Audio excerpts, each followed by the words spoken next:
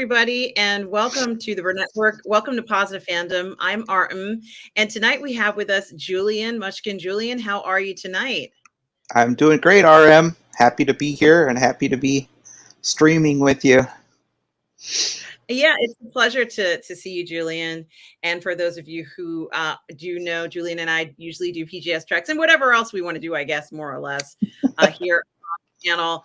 And of course, with the new season of For All Mankind coming out, Julian, you and I both agree that this is one of the most amazing uh, series that we've ever seen. And we're going to review each of the three seasons that have already come out, seasons 1, 2, and 3.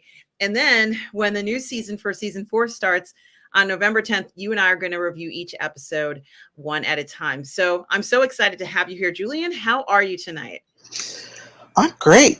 It's been a while since I actually saw the show. I binged it about a month and a half ago, I think, maybe almost 2 months now. But yeah, I binged the 3 seasons to get caught up, and it wasn't that much of a chore because I really enjoyed the show. Cynthia just started watching it a couple of weeks ago, so we like it. So. But I loved how, again, it's Ronald Moore, and he has proved himself as a deft showrunner with the Battlestar Galactica remake. He was involved with Outlander, and he also did one called Helix, I think it was, which wasn't quite as good. And Cynthia got a real kick out of that one with her medical background. She picked holes into that relentlessly when we were watching it.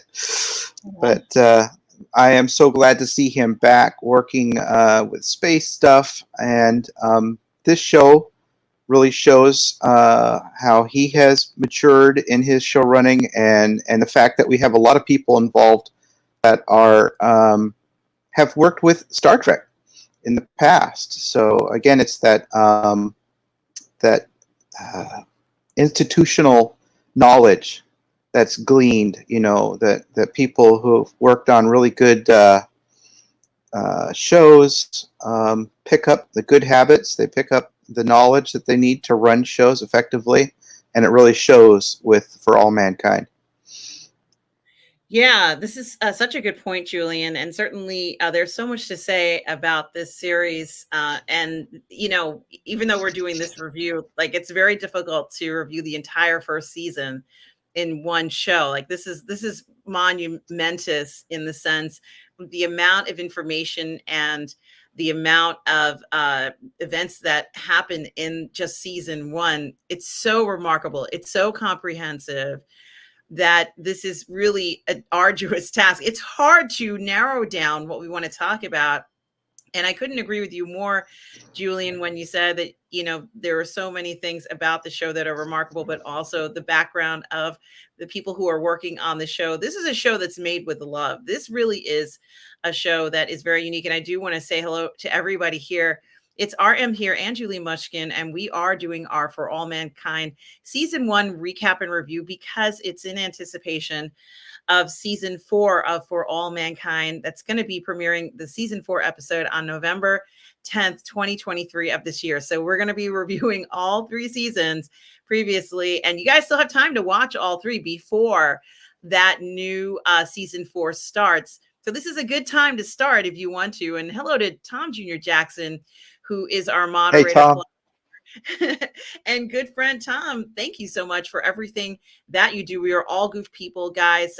Make sure you like and subscribe to Tom Jr. Jackson's YouTube channel. And I also want to thank Tatsusama. Tatsusama, hello, for a $2 super chat. Actually, it's probably CHF. I'm not quite sure what denomination that is, but thank you so much for the generosity with a heart and a smile with sunglasses, a thumbs up. Tatsusama, thank you so much for supporting the channel. We hope you are doing well tonight. And also, I want to say hello to the Outcast Creative, who's also here saying he's a massive fan of the show. And I'm assuming it's Lance from the Outcast Creative. We also have Joe Tyson here with us tonight as well. So hello to everybody. Thank you so much again, Tatsusama, for the generosity there. We so appreciate it. And, Julian, you and I have been talking about space and space travel and space shows. Like, you and I have been talking about this stuff for years. And certainly, this is a show that if you love, and there are people who have not seen For All Mankind. So, for those who have not seen For All Mankind, if you enjoy space, if you enjoy space travel, if you enjoy the NASA, if you like, LEM vehicles, if you like rovers, if you like, all these different rovers that are going to Mars, if you like anything that's astronaut space related, if you enjoy that sort of stuff, this is the show for you. And certainly, Julian, we have seen many shows that, are kind of like documentaries or dramatize actual facts and events that happen in history when it comes to the space program, when it comes to our relations, even in between one country and another, and also politically, and what's going on in our country. But what's so interesting about this show is that it gives this sort of revisionist version of history. And certainly it is a lot of fun to see something like this. I think it was such a great idea to do this. Julian, what is your take on this revisionist view of let's say, a space program and sort of the political events of, let's say, the late 20th century? Well, it is a wonderful. It's prime sci-fi in that it's asking that question: what if such and such? And Ron Moore kind of went with what if Sergei Korolev, who was the primary motivator for the Soviet space program at the time, in our real world timeline, he died of a heart attack in Moscow in 1966. And so he was not there to be able to guide them in the culmination of their shot at the moon. And so they kind of sputtered, and it allowed the U.S. to get there before them. So the supposition here is that he did not die, and the Soviets end up getting there before us because they're driving harder than our information sources are able to find out. And so they don't give NASA all the information that they need to know that the Soviets are a lot closer to achieving landing than we thought they were at the time. And so they go for being careful and methodical, and the Soviets beat us. And the way that turns everything upside down is it just it really affects the U.S.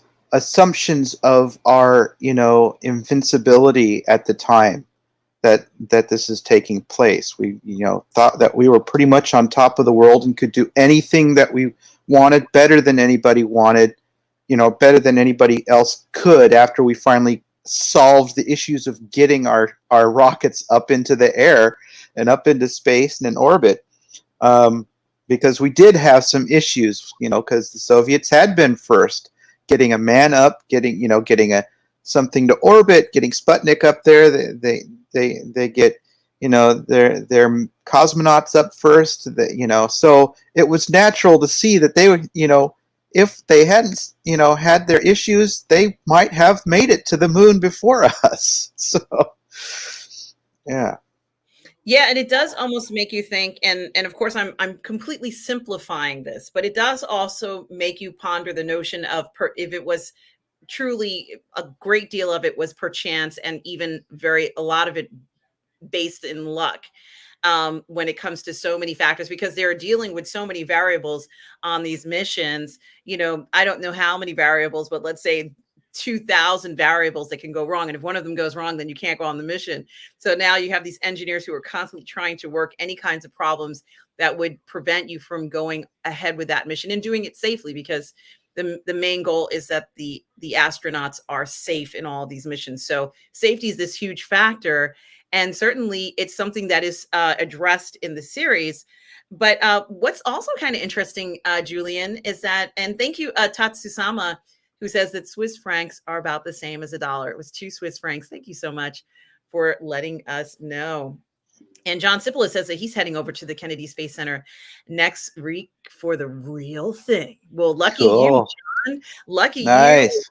We are all envious of you. Wish I Nice. were going there. And Julian, it is interesting because what they do at the beginning of each season that I love, and it's not only just the beginning, but it feels like maybe the first episode of each season, Julian, they give you a sense of where you are in history, meaning what decisions were made. And I think that that's so important. A lot of times we get these stories and we don't quite know what's going on.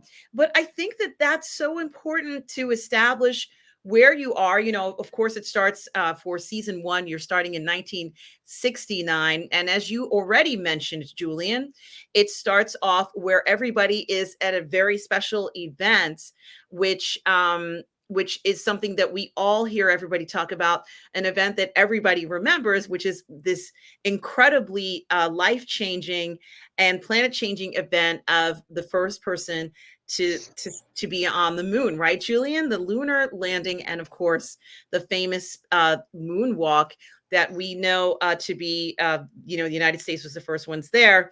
But in this alternate revisionist history, because we know it was a race, it was totally a race between the Russians and the United States. In this reality, the Russians are the first ones to get there. And it is really interesting, Julian, because you're absolutely right about the notion of it could have gone either way, and certainly no one wants to believe that. I think that it is very interesting that oftentimes historians, when they talk about history, they'll give you an alternate situation and they'll say, well, if this person had won, if this country had won, this is what could have happened.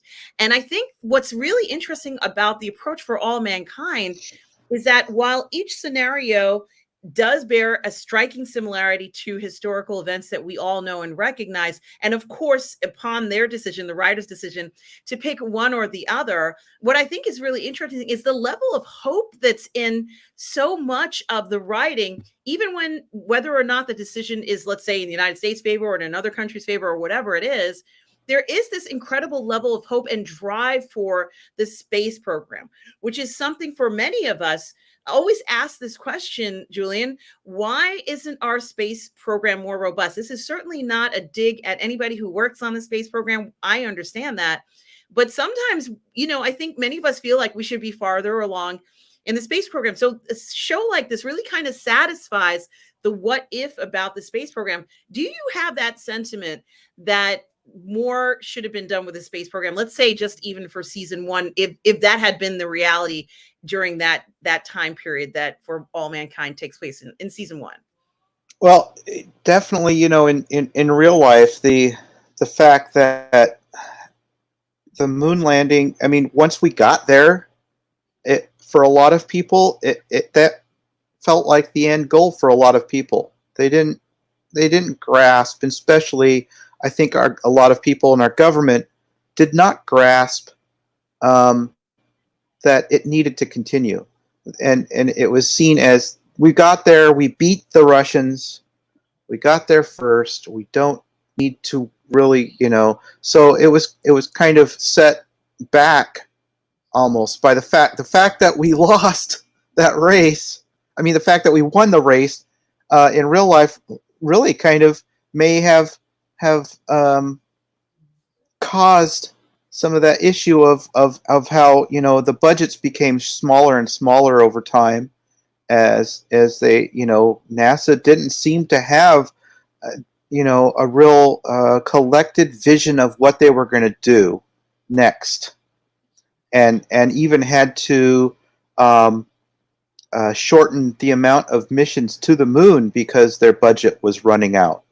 So there was, I think, supposed to be 2 more missions after 17, and they didn't get to do them. So the problem that they didn't know where they wanted to go. There was probably a lot of bureaucratic stuff happening, and budgets being moved to other things that government thought was important, made it difficult for NASA to thrive the way that we end up seeing it thrive in this show.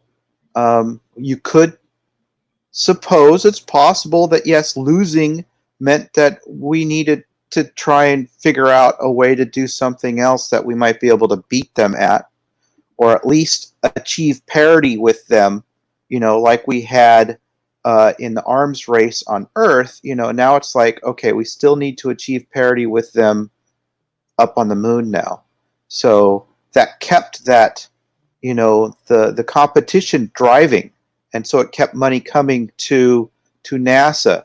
Now, what is kind of interesting over what we see through the series is that there are lots of they're able to, while the technology kind of keeps pace with what we see as the technology that we grew up with in that period, the 70s and the 80s, the 90s, is that it looks like NASA figured out ways to turn some of their technology more into getting patents that was bringing money into the budget of NASA in this reality. So they are better off than our NASA ever was, because they have more of a budget, because they're able to use a lot of the spin-offs of the technology to be able to bring income into the budgets for NASA, and that helps them continue to do what they're doing. And I don't know if that, they don't really go deep into what it is that they're able to use to achieve that kind of budgetary, income. And so I don't know if that could have been something that would have really happened. I mean, it's true that we saw lots of interesting things come out of the space program that we are blessed with now in our technology, but it certainly did not help NASA the way that it seemed to help NASA in that show. Absolutely. And, you make such a good point about the funding, about, how in the show it seemed to drive, once the Russians, I think when they landed on there, the speech was something about this is for a Marxist government. Yeah. It was a very different speech, and there were different reactions to it. And I thought it certainly was very moving, incredibly moving scene to watch in a show that is what I would consider a period show, like maybe not a costume drama, but it certainly does recreate so much of the era in a manner that I guess it could qualify as a costume drama. Certainly, Julian, those astronauts, I guess uniforms are not inexpensive to make. That must have taken a lot of effort to recreate it, making it look as accurate as possible, or acceptable for what was the technology at the time, and then to create multiple sets of those, because they had to have so many sets of these spacesuits on the ready for every single iteration, I guess, of the program. And not to mention these incredible effects that we're seeing, which makes you really feel like you are on that moon, Julian. This is, really, I feel, just one of the best presentations of the moon. I mean, I've seen video and photographs, a ton of them from lunar missions at the museum, but this really gives you, I think, you feel like you're there, you feel like you're experiencing this along with the astronauts, and maybe and of course I guess the administrators as well.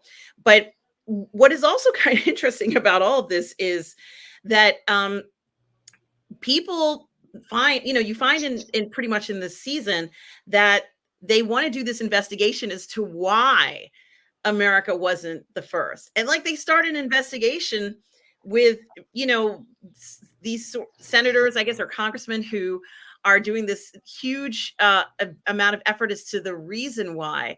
And I thought that was very interesting, that they had to find somebody to blame for this, because they didn't want it to just be where, okay, in the story, Werner von Braun is very, very much running the program. And it is very interesting when he doesn't necessarily want to say, or at least I got the impression he didn't want to say there was any other reason other than that they didn't have fuel to go to the moon at that point, with, of course, the astronaut Ed Baldwin, who, along with his other the other guys, I guess, along with him, this guy here, he didn't make that initial landing. And so when he gets confronted by this reporter who asks him, you know, how come you didn't go? How come you didn't make it up there? And he feels quite confident in saying, you know, it's because I didn't have the guts to go or something. And it is quite surprising. Julie, were you surprised to hear him be so candid, not only to this reporter, but also when he had to speak to on that hearing about why the U.S. didn't make that landing at that point? Yeah, that was one of the first things where I kind of wasn't.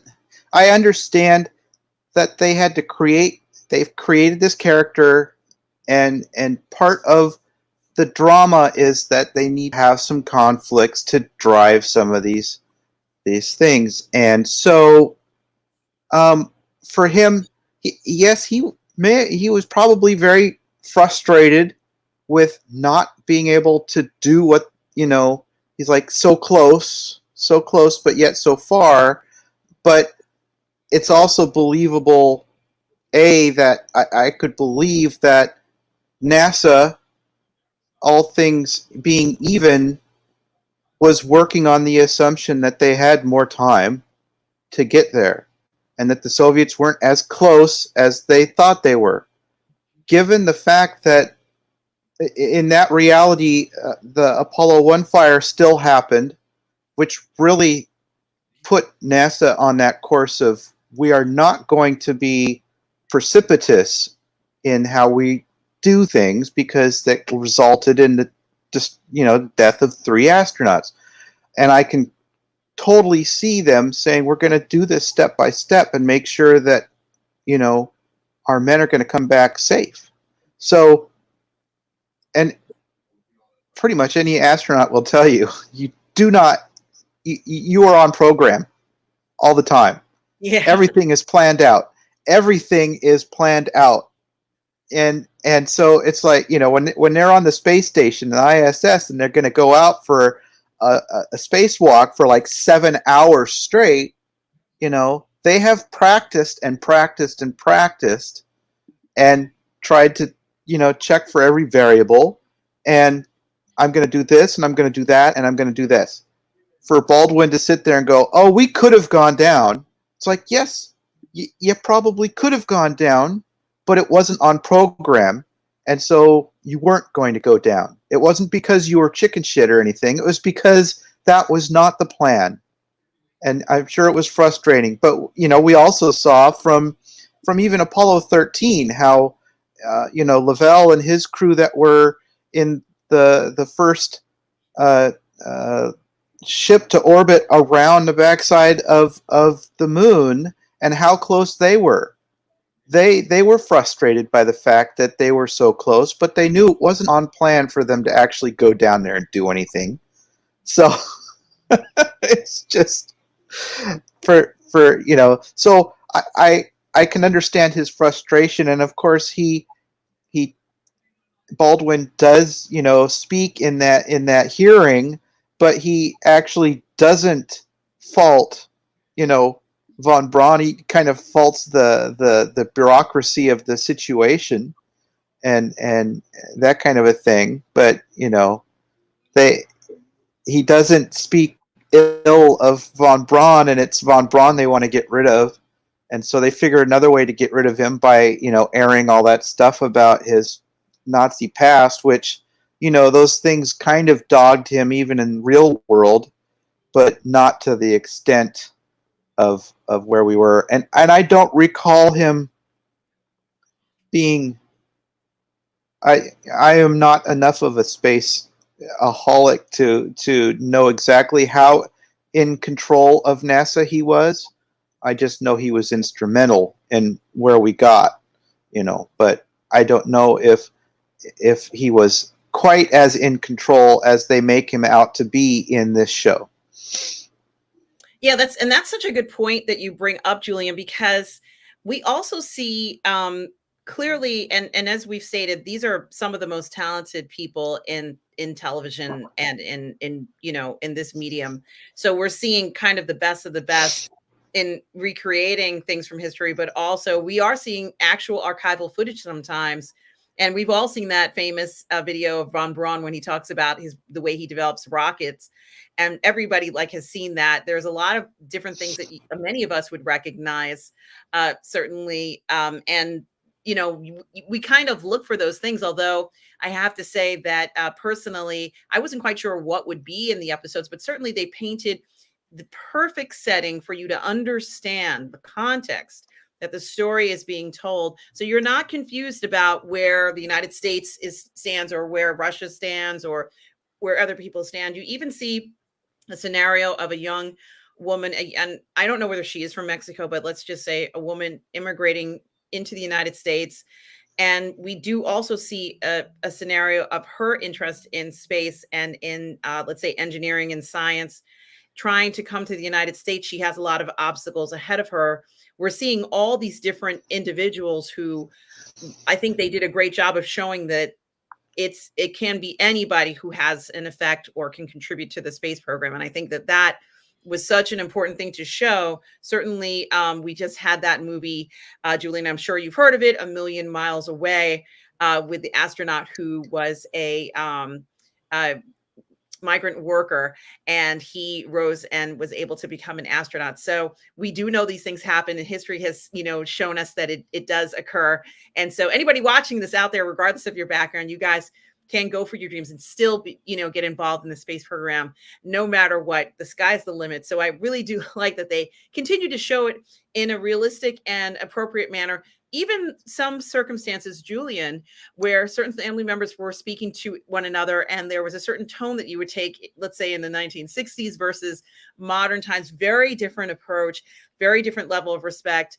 Even the clothing, and I have to admit that I do love 1960s, 1970s styles of clothing and this way everybody dressed. I do like it. I think it is entertaining to see the effort that they went to.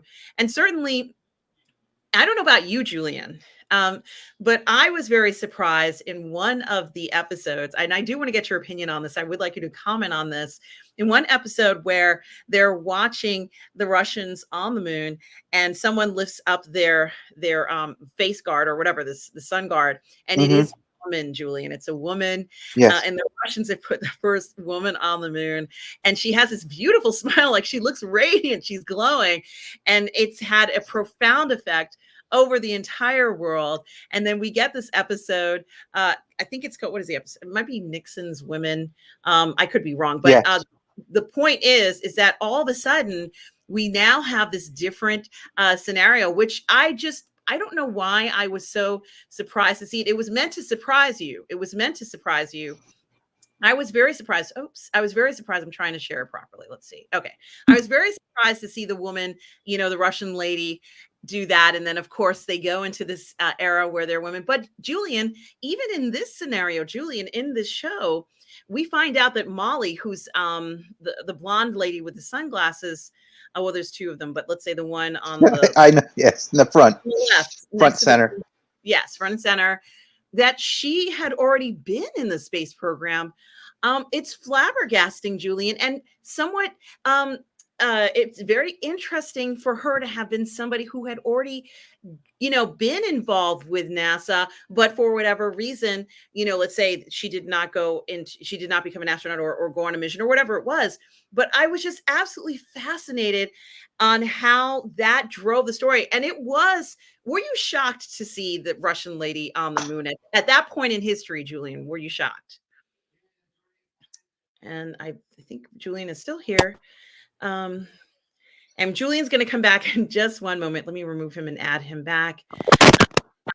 Julian, are you still with us? Yeah, I can hear you. I don't know what happened with the. I was doing something. I bumped my computer, and suddenly it was Gonzo. Can you hear me? I can. Actually, there's a little bit of interference, but we can hear you somewhat. It's asking me to restart my computer or something. Do you want to restart it, or would you like to just continue, even though we can't see you? Let me. Let's try this again. Okay. There we go. Yeah. So, Julian, were you surprised? Because I know my jaw hit the ground when I saw that it was a Russian woman. Like they wanted you to see her when she lifted up her visor because we were not expecting it at that moment. Let's say in history, I just love that they did that. What did you think about that? And of course, the next episode, Nixon's women in season one. I thought that was actually a natural progression. I kind of expected it because the Russians were the first to put a female up. I think it was Valentina Tereskova, who was Yes. the first woman in space, and they made quite a big deal out of that. And so it wasn't that surprising to see that it would be a woman on the moon to kind of drive the Americans to go, oh, we've got a female astronaut gap now, so we have to get parity with that. As I recall, not only Molly but the gal on the far right, I can't remember her name, Patty Doyle. They were both part of what that was called the Mercury 13, which was Julian, we can't hear you. Can you your microphone is a little scratchy. Can you just how's that? That's much better. Yes, go Okay. ahead. You said they were Yeah. both part of the Mercury The mission. Mercury 13, which Yes. was training, they were looking for female candidates at the same time that they were trying to get the Mercury 12. So, of course, it was decided that, women's place was not in space at the time. So that it was kind of dropped. Um, I do, the other thing that's very interesting about that is uh, um, who is the wife of the other of Yeah. Uh, Gordo. Yeah, yes. Cooper. Yeah. Yeah, um, that they are an analog for uh, Gordo. Uh, the astronaut who's who's like was played by he was in the right stuff. I can't even remember now. That's Uh, okay. Just keep going. It's anyway, yeah. Anyway, uh, his wife was a pilot when they met, just like in the show, and she was from the stuff I've read, she was kind of bitter that she ended up being the astronaut's wife, and it was Cooper, yeah, it was, yeah, Gordo Cooper, but uh, and it was Dennis Quaid who played him, yeah. So mhm. anyway, so for her to get the chance to actually, go for, I don't know, I can't remember if, I don't think she was part of the Mercury 13, but for her to get this chance in this show to show what she could do, I thought was really cool. So that mirrors kind of, their relationship is a mirror of that real life relationship, of the Coopers, and I think it was very interesting to have them show up so quickly, um, and in this time and place, remarkably, also, Danielle Poole, African American, who was included in there, which was great, and for that time and place, that would be really something, exceptional. Yeah, it certainly is. And certainly the selection process is almost as amusing as, of course, it's just a speculation as to what the selection process was like. However, it is amusing to watch because Deke, who is the astronaut, he's in charge of the program and which astronauts are chosen and which astronauts go on which missions. It was fascinating to hear him almost make a joke and because he's working with what I would consider public relations officials who are choosing an astronaut's choices versus, let's say, someone's credentials and experience is what Deke is looking at. And he makes kind of some very sly comments about women. Thanks so much, Sander. Thanks so much, Sander, for doing that. I appreciate that. And Deke Slayton, thanks so much for doing that. He had made a snarky remark about, well, yeah, maybe they'll get beat out by playmates. This is they won't get their chance to go in space because the playmates will be chosen by the PR reps because that's what they want. And of course, it Yeah. sounds absurd. It sounds absurd, but certainly, he was trying to make a point, bring a point across. This lady, Danielle Poole, is incredibly talented woman who already worked at NASA, and I do want to mention that, as you said, Julian, you've already mentioned this, but I did want to mention that many of these characters are based on real life characters. Of course, the decisions being made and the actions are different. However, the inspiration for the teams, for all of these engineers and scientists and astronauts, are many of the inspirations are from actual individuals who did exist in the program. So I did want to mention that, but this character, being somebody who works at NASA already, and she says she works in computers, and it's very funny when one of the ladies says, "What's that? What's a computer?" And the context of it all does seem, quite appropriate. But even, I always think it's very interesting, Julian, when they do shows like this, and I wonder if the audience truly understands how the society frames what science means and what culture means, what going to space means in that context. Because, Julian, many of the people who were alive during this time, my mother included, are in their 80s, maybe even older than that now, and not many of them are around. And we have generations of people who have never spoken to anybody from that time period, who haven't had a firsthand account like maybe you and I have had of what it was like to be alive during that time. And I think that they put it in a very nice framework, Julian, certainly in something that's understandable. We can see that there's a very specific dress code, that there's a very specific hierarchy, and that this is a huge milestone for these ladies to be addressed, and even the notion that they would be going in space. And I think Deke Slayton becomes this very interesting character because he is even challenged, let's say, by everybody, by the president, by, mission control, by, the public relations people. Who knows? Maybe even when he goes down the block, they're challenging him, and they're saying, well, we're challenging you.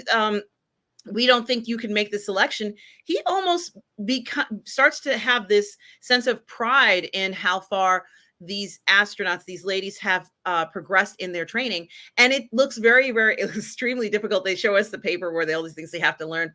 But I thought that was also very interesting, because it does show that the program has integrity and certainly wants to focus on the most qualified individuals, and there is the argument. There's even a scene in one of the episodes in season 1 where someone says, well, before you used to get in on your own merits, and now it's if you look a certain way. But I think none of us really believe that to be the case.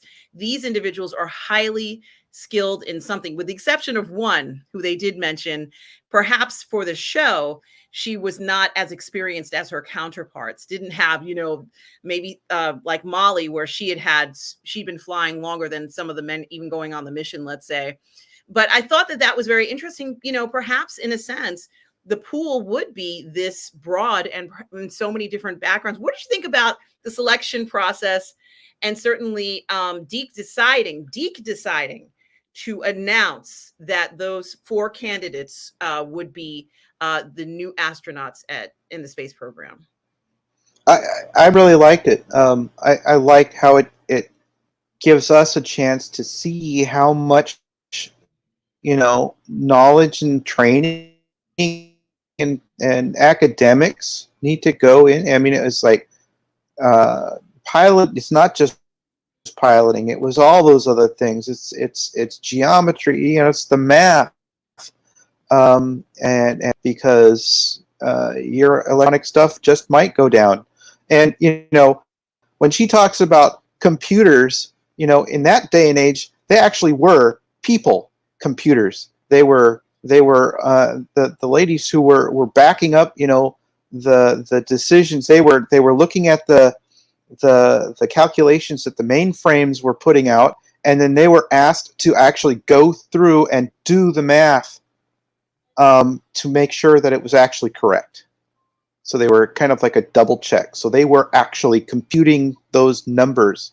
And there is that movie that just recently came out a couple of years ago that really highlighted the particular batch of them who were involved with getting men up there and on the moon, and how much they depended on the knowledge that they had and their calculatory skills. And so it is, that's kind of cool to see her be able to make this, jump up from there to here, and be on the cutting edge, the leading edge of the astronaut program. And I do want to also ask you about these two characters here, Molly Cobb, who you see sitting down, and of course Margot, who's a huge character in the story. And we're presented with two very talented women, as we've both discussed already. But Molly's approach to a lot of this initially, and I think this is very interesting, where she talks about how she's just a pilot, and there's this arc of where she's looking at this, and she's the type of individual who can do anything. That's what we get a sense of with this woman. She's incredibly talented and has incredible skills and talent in every operation. And Margot, who is the same, but Margot has not necessarily gone to the level she wants to. What do you think about Molly? Because why am I asking about Molly? There's a part in the story where Molly is in space, and I guess it's a young girl who writes, "Dear Molly, I believe in you. I know you can do this." And even when Molly is about to leave Earth, she notices all the people there to greet her and wish her well. And it really does, it seems like it has this different effect on her. She had been bumping, heads with Ed, who was the, maybe the commander, the mission leader of that particular launch. And, I think she started to take things more seriously. Was there a tendency to for her to oversimplify what she was doing, which is a huge accomplishment? And in the sense, also the same question for Margot, who thought that if she just did exactly what everybody told her to do, things were going to work in her favor. We know life isn't like that, right? Life Yeah. doesn't necessarily work if you just do what you're told, and you have to take chances and do other things. What do you think about these two ladies? And of course, as I said, both, I believe, were inspired, the same, maybe not exactly based, but inspired by real individuals in the program. What are your thoughts of these two ladies? Well, Molly's character, of course, it comes to us as somebody who uh, has she has the adventurous spirit of trying something, because mostly probably because people said, oh, you shouldn't do that, and so, or you shouldn't try that, and so she's like, damn that, I'm going to do it, right?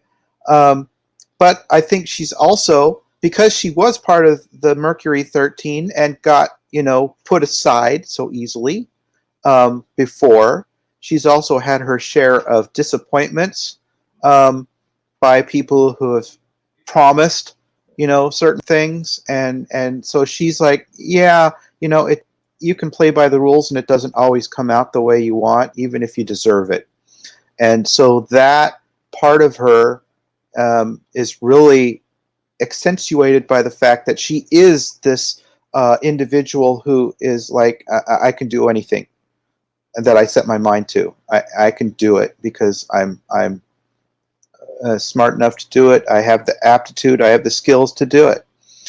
Margot um, has played by the rules pretty much. I mean, but even to be where she had been at her point, um, that was an accomplishment that she's made. It's exceptional at that point for her to be getting to that point in mission control where she is going. And a lot of people have, righted her because, she was seen as a favorite of von Braun. And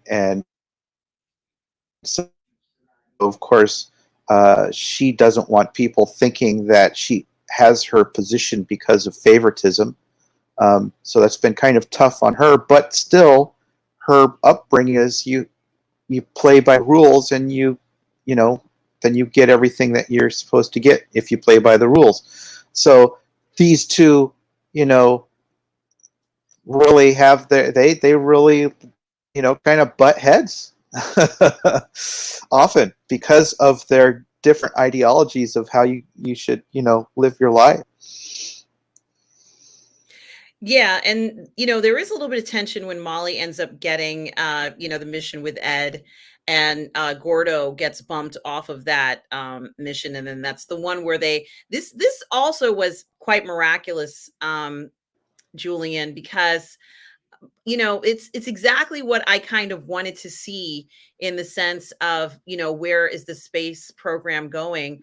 And we get, time and time again, the writers don't disappoint us, because what they've done is that they've provided scenarios that we feel would be the natural progression of what would happen in space.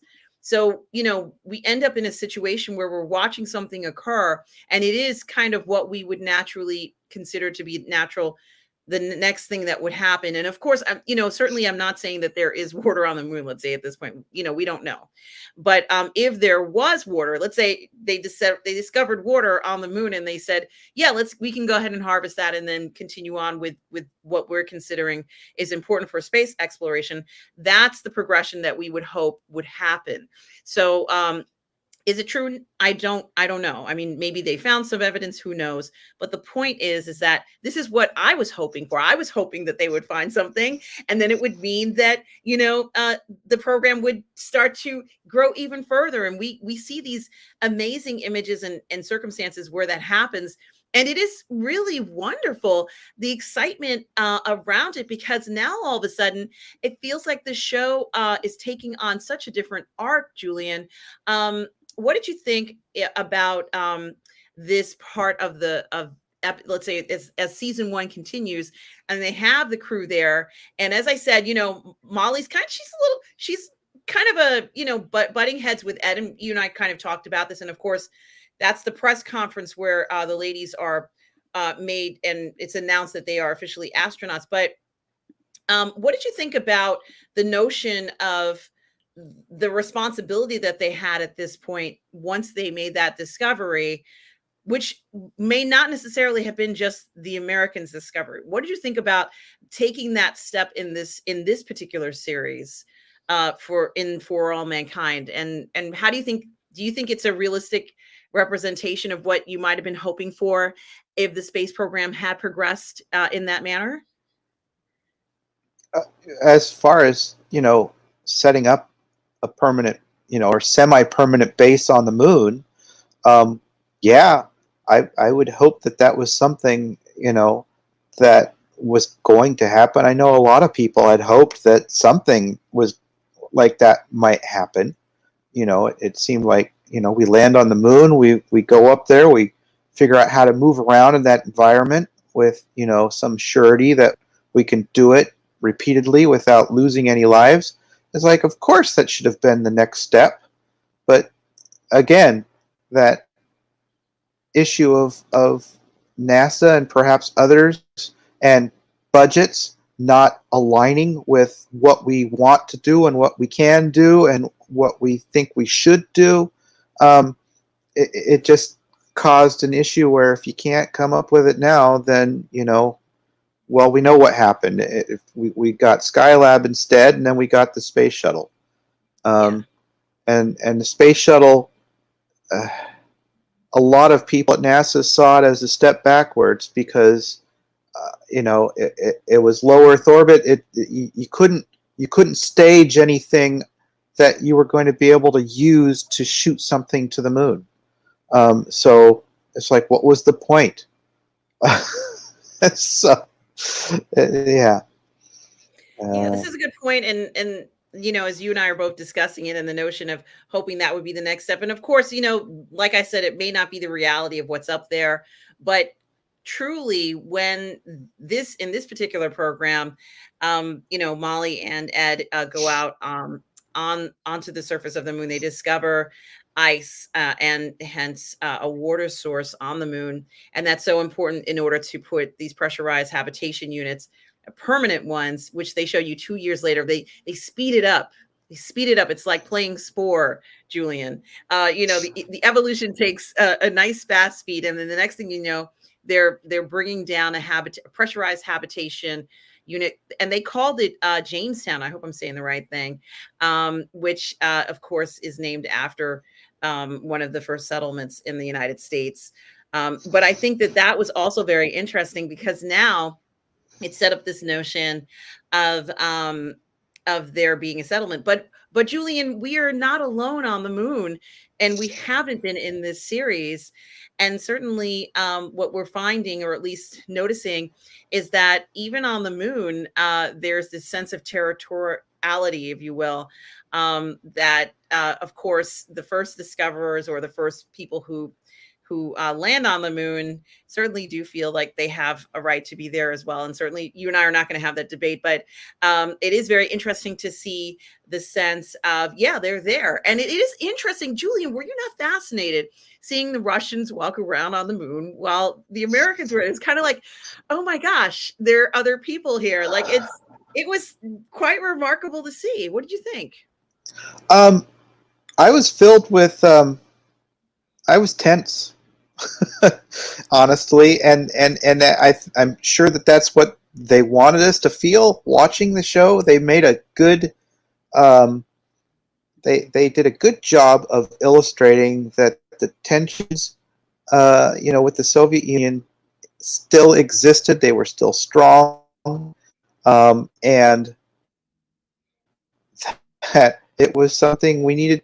You know, they had people on edge, and for us who live in this time and know how things really went, and think, how silly it is, why can't we work together, type of thing, and current events notwithstanding in the world right now, but you find yourself wondering, why can't this work, right? Why can't we work together? And um, we get to that a point where, the they're starting to be asked to spy on the Russians, and you're because of this distrust, and of course they're spying on us. We discover a camera in the crater where we've been mining, trying to get at the ice, and um, then we get to that point where a Russian who's low on oxygen finds himself closer to our camp than to his camp, and comes to Jamestown and asks for help. And I was so on edge. I'm like, why are you behaving this way? And of course, Ed's character fought. He flew planes. He flew against the Russians in the Korean War. So he definitely has an anti-communist, feelings. And he's that military background. It's like, you can't trust these guys. You can't trust them at all. The fact that he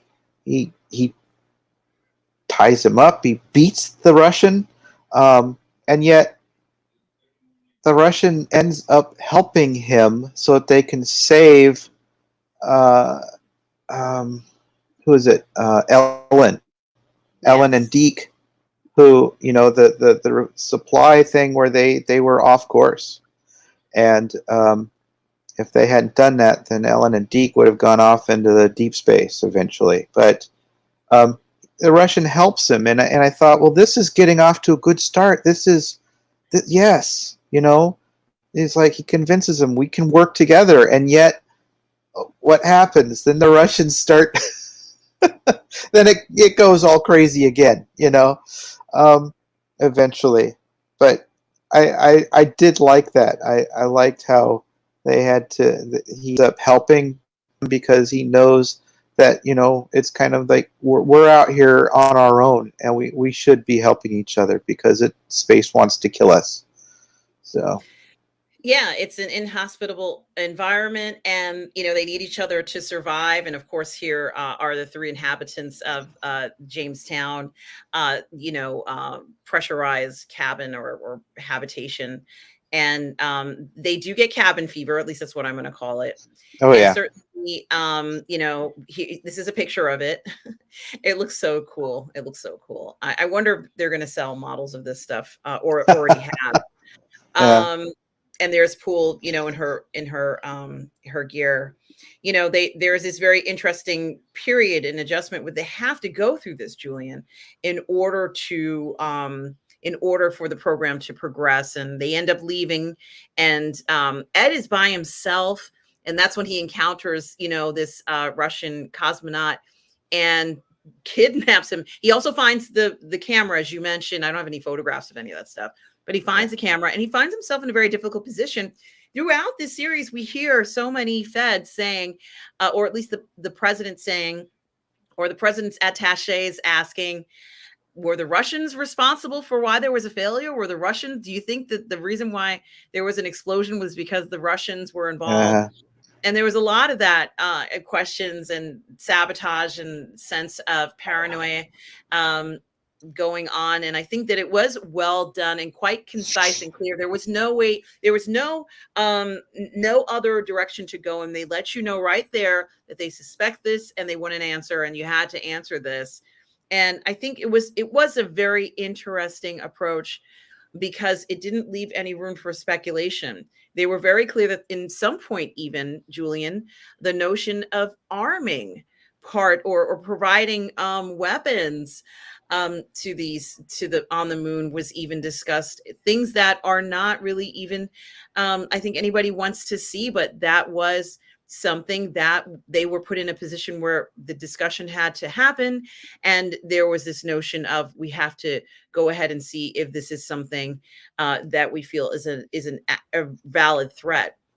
But at some point, we do have a number of different crises, if you will, and I think this might be, this is the photo I was looking for, the one where you mentioned, where Ed does end up seeing the cosmonaut, and it certainly is not a brief encounter. They have this personal moments where they're talking to one another, and it's gut wrenching, because our perception of this now is very different. I think if we had seen this and it was in the 1960s, it would be, or 70s, it would be quite, traumatic to have an encounter like this. But he handles it like a pro. Like, Ed handles so many things very professionally. And even when he hears, unfortunately, of his son, because the characters do experience some personal tragedies, he experiences a personal tragedy, and he ends up cutting himself off from mission control, to deal with this. And, he had already been on the base by himself, in Jamestown by himself, Julian, and a ship was supposed to be coming to relieve him of duty, or, he'd been on the moon for I don't know how many days. And something happens with that. I mean, they really are keeping the suspense level up. You can see Ed's face there. Certainly he's a very pensive, and there he writes his son's name, who passed on the surface of the moon, which is just unbelievable, Julian, to see that. We also see the wives, like there's this camaraderie of the wives. And there's also and this is also a very good, I don't know, Julian, I don't know if the cosmonauts' spacesuits were that color. It doesn't matter. They did this so that we could see the difference, right, Julian? Is that? yeah, for the most part. I mean, because they are similar, but I mean, we could guess on what they would be like from some of their plans for what they had were planning to have for their cosmonauts who would go to the moon. Of course, they never made it, but we know what their suits looked like back in the 60s and 70s, and so we can kind of extrapolate from what they might have looked like. The coloring, actually, I mean, I can't say for sure, but I thought that I'd seen some pictures that might have had some coloring that was kind of like that. And of course, Julian, you did mention this crisis. There's a number of crises that do occur in the mission, but then there's this crisis, and I believe, and I could be wrong, I didn't memorize everything that's happened, but let's just say there's an unplanned burst or a boost for one of these rockets, and that burn ends up hurting someone. Like it becomes a very dangerous situation. And I could be wrong on this one. Maybe this isn't the one, but so what actually, what the rescue ship is getting ready to make its lunar insertion. And its burn and its trajectory, its lunar trajectory burn, and it doesn't go off. They're just stuck there orbiting around. So they send the other ship up to help them, and they replace something.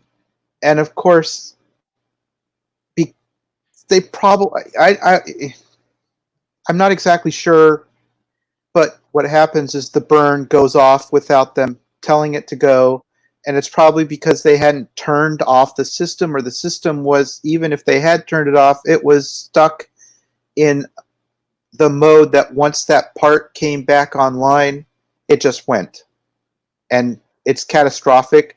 Um, the rescue the ship that was going, I think it was 24.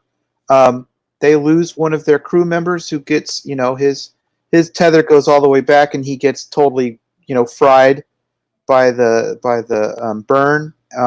Deke is outside, and he just barely makes it back inside, but he's had a puncture. Ellen is knocked unconscious for a time, so she's not able to help him all the way. But then they get inside and close off the capsule, and you find that he's got a puncture wound. She's able to help him with that, but it's a lot worse than we thought it was at first. And they are stuck at full throttle, heading in the direction of the moon, but because they're not able to turn it off when they need to, it's just going. And they find that they're not going to intercept with the moon where they need to, unfortunately. And so that's a problem. The other problem is that Molly has become separated, and she's out in space, and they're told to not try and get her because it would be too dangerous. They might not be able to get back. They wouldn't have enough. The rescue vehicle, they wouldn't have enough propellant to be able to enter the Earth's atmosphere at the right angle. But they do manage to get her and get back safely. So Yeah, it is quite miraculous, the way it works out, and of course, there's a huge amount of effort into the machinations of. And first of all, thank you for explaining that in so much detail. There's a lot of machinations involved in quite a few episodes here, and they certainly don't rush through it. They take their time with very deliberate activity and very deliberate scenes, showing you, for example, I love this shot. This is there's not so many shots available without actually looking at the episode, but certainly, you get a sense of this impossibility of what they're trying to do right here. Like, it feels very, you feel very nervous. You kind of see the astronauts on the outside, and perhaps every position that they're in was not necessarily what they had planned. And so all of these spacewalks are very risky. They're trying to rescue, or let's say get to the moon, at the same time deliver certain things. And I think that the technical specifications of what they're trying to intimate to you are quite clear. We're getting a small portion of what's actually happening. There's a lot more going on, but it's just enough that you can get the sense of how risky and how dangerous these operations are. And I think certainly the skill involved with the astronauts as well. They know what to do under certain situations, and they know how to respond in times of crisis. And it's absolutely amazing to see that, because we don't always see situations like this, but the dramatization of it in the show allows us to see the achievement when engineering and skills can overcome some of these difficulties. So we do get that satisfaction as well. And of course, we've seen movies like Apollo 13 that touched on that. That was a fantastic film. And other series, The Cape was one, which is probably more of a dramatization than actual events. But we've seen different series do this. But I have to say, and Tom talks about this, about the special effects looking amazing.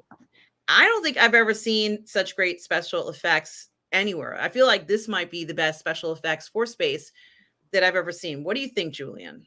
yeah, they're looking really good. I've been impressed. I like the way they work. They look for the most part. They are rivaling a lot of movies that we've seen that cover this subject.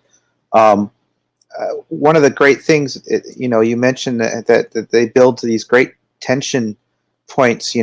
These scenes that you're just on the edge of your seat, going, "What's going to happen?" And I think that's one of the things that's so great about this series is that because it took that branch that went a different way, right? It's like that what if branch. A lot of these things are close to things that we go, okay, yeah, I kind of remember that period and or what was going on then, but then because it's different, you don't know exactly what the result is. It's not like watching Apollo 13 where you know basically what's going to happen, right? Or watching, the one about Neil Armstrong landing, on his story and all that. You know that they're going to make it, right? Because we've read the books, we've seen the films. This is great because it builds to that tension and stuff is happening where we don't know what's going to happen and anybody could die at any moment and you're like already primed. You know that they're not above killing people off. Um, Heck, going back earlier when the women are doing their training and they're training in the bedstead for the lunar lander, and Gordo's heading home and he's just driving home in his Corvette, and in the background you see the smoke come up because of the crash, and they build that so you're led to think, oh my God, it's Tracy, right? He turns around, oh my God, it's Tracy. I got to get there to find out, of course, that it was Patty. But they do such a good job of doing that kind of stuff, and the fact that this thing happens and you see the smoke and you just exactly what happened, and yeah, so they don't even have to show you this catastrophic explosion. You just know what happened. You certainly do, and I think that there are these, as you mentioned, where they're building up the tension, and certainly where they have to work the problem and find solutions. There is this now different type of community than what they had at first, when they are able to bring on more people, and this notion of Ed having a very difficult stay there. That it was not easy for him to be there, but he made it through. And these shots, Julian, especially some of the hovering shots, you can see this Lem hovering. Some of the hovering shots are just haunting. You feel like you're almost floating above the moon. I think that it was a huge accomplishment for this production team to create something that looked so spectacular and so realistic. And if I were going to do this tomorrow, that's what it would look like to me. That's what I put in my mind of what I would imagine it would be to float in one of these vehicles just above the moon, and then go ahead and see if we can land. This is these particular operations which we've talked about and heard about and saw videos about, and we've never had such a clear view because this is the first time that we've had a crystal clear view of what this looks like. Of course, this is a dramatization, but the point is, a lot of the video that we have is not as clear, right, Julian? This is crystal clear. There, yeah. One thing though, actually, there's a book. I can't remember what, but there are some photos taken from the period on the moon and all that. The photos are crystal clear. The photos are Okay. exceptional. I've seen And those photos yeah. in the, I think it's the Hayden Planetarium here, and they have like the photos and the landers and all. Like there's a lot of them, and the way that they did it in the museum is that they put the photos across like the back of a room, so when you look at it, it looks like you're looking at one continuous photo, but it's actually like 500 photos together, Julian. So Uh-huh. you're right about the photographs. Yes, you Yeah. are correct. This is the first time I'm seeing video, let's say a video reenactment, and of course, guys, this is green screened and everything, but uh, done so beautifully. Even the dark night, Julian, there's a where we know that there's no the atmosphere is not the same as what we have, but even the dark colors, the blackness of space is perfectly done, and the white, let's say, or the lighter colors of the equipment, and all the surfaces are done so beautifully. We get to see, you know, we knew that when people stepped on the moon and they put a footprint in there and they say it's going to be there forever, you know, like, but, you know, getting the sense of seeing astronauts putting their feet on the moon and just in a casual manner, I think it's beautifully done. And the weightlessness scenes too were also done very realistically, you know, for what it's supposed to be. Right at this stage in the game, many of us have seen multiple you know, spacewalks, and we've seen multiple times of where astronauts are in the International Space Station or wherever it is they're staying these days.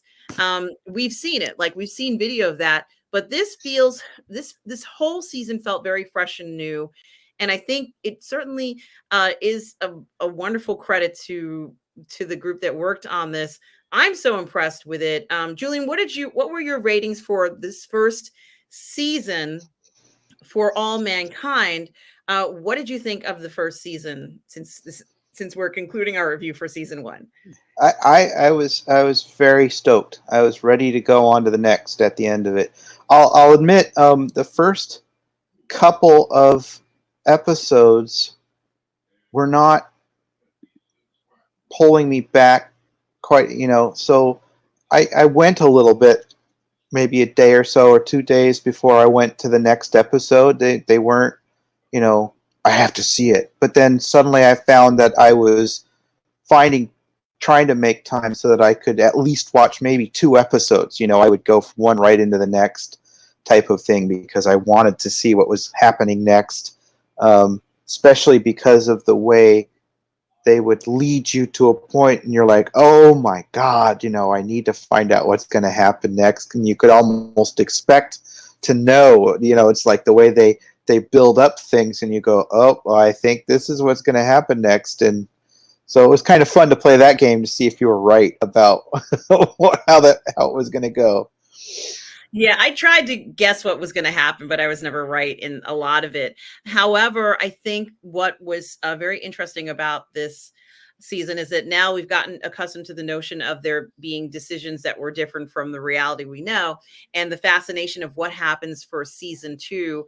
What, where are we in all of this? And of course, in a sense, we've even progressed farther than our current space missions have gone, in a sense, at least for me.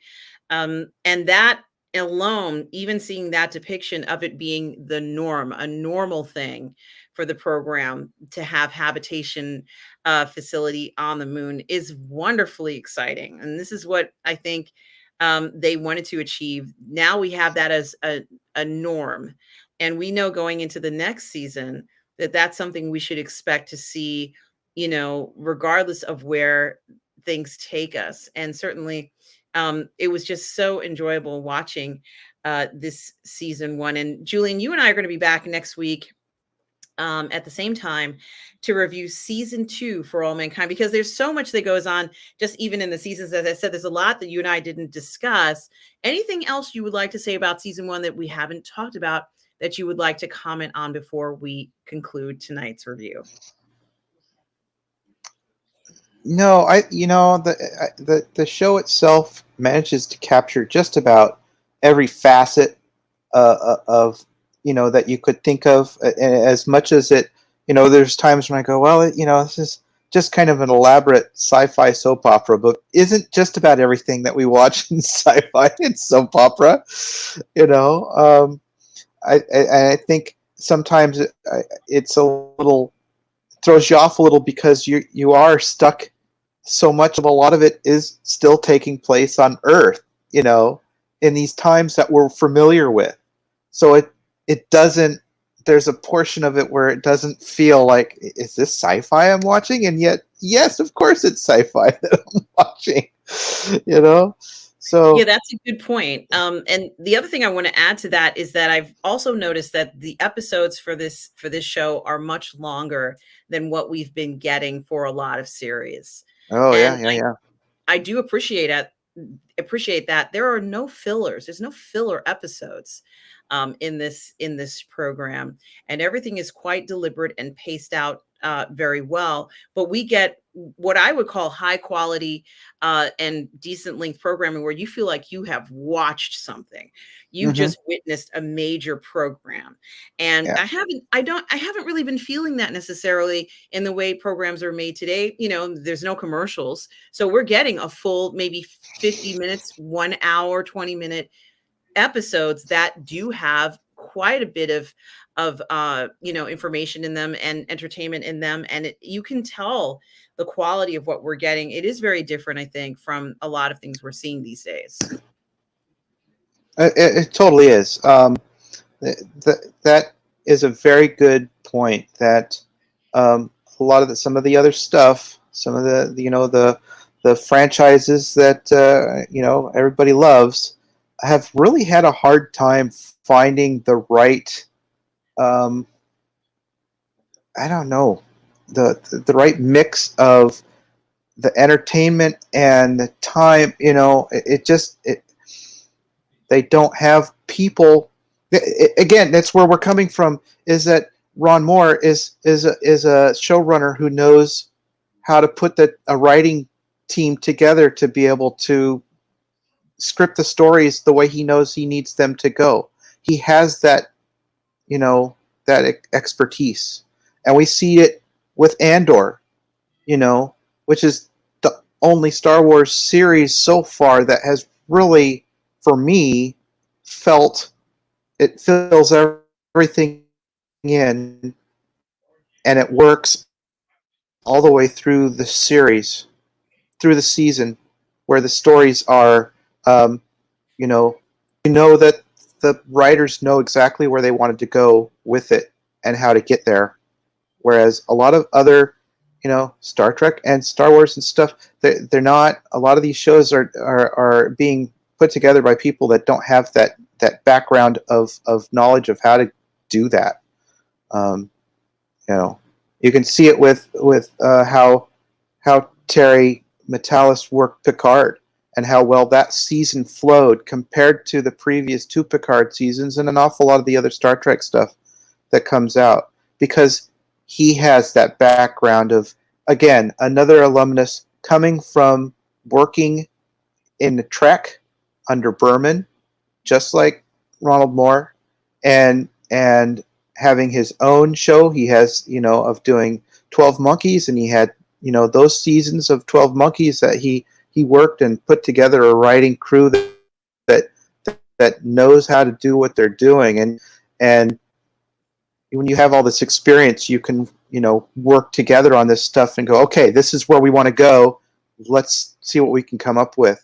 And I don't think a lot of the shows nowadays, because they're so short of seasons, maybe 8 episodes, maybe 10 episodes, but their writing staff, a lot of them don't have that background of working on shows, that a long time ago, that were longer, that were like 22 episodes a season, where you really had to work. You had lots of writers, and they were all honing their craft, and some already knew what they were doing.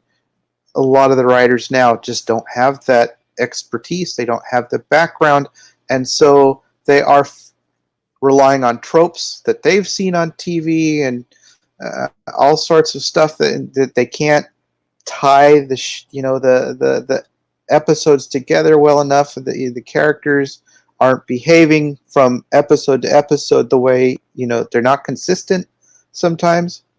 So you can see that difference. That's one of the things that makes For All Mankind really great. You can see the way that they know how they're handling the characters very consistently, and they are making decisions that are logical with the characters that have been set up. When a character makes a decision, for the most part, there's been some decisions in future seasons that Yeah, we're characters going to get make, and to I that, go, Julian. "Whoa, what are you doing?" We're going to get to that, and certainly, this really, I think, was just a showstopper season for this series. This is the type of first season you want to hook people coming Yeah. back for the next season. And I think they did that between the cast and crew, the production of this, and the music also was just wonderful. And I think it really is, maybe the perfect show, especially for right now. Julian, where can people find you? They can find me, right here on the Burr Network. They can find me on Facebook. They can find me on Instagram. On YouTube, I'm Mush Jewel. So at Mush Jewel on YouTube, if you want to look there. But I'm on Facebook, Julian Mushkin. You can find me there. So send me a note. And guys, of course, you can find me right here on the Burr Network, also on Positive Fandom if you want to reach out. I want to thank our moderator, Tom Jr. Jackson, our moderator, collaborator, and friend. Tom, we are all goof people. Thank you so much for moderating and doing everything that you do, and everybody who was here tonight. Guys, next week, next Friday at 10 o'clock, Julie and I will be back to review season two of For All Mankind. Certainly, there's even more to talk about in season two. Julian, it's been a pleasure talking to you about this series tonight, and thank you for being here. And guys, don't forget, we will be doing this again next week. So certainly there's a lot to talk about. Julie and I are just scratching the surface of these seasons because it's impossible for us to go back and do that. But we did season 1 tonight. We're going to do season 2 next week, then season 3, and then we're going to review each episode of For All Mankind every Friday until, I guess, January. It goes into January, doesn't it, Julian? For the Yeah. season. So, but I want to thank everybody for being here, and for everybody who's a PGS member. Thank you so much for supporting the show, the channel. We appreciate you all out there, guys. Remember, no matter where you are in the galaxy, always remember to please be kind, guys. Take care, everybody. Be well.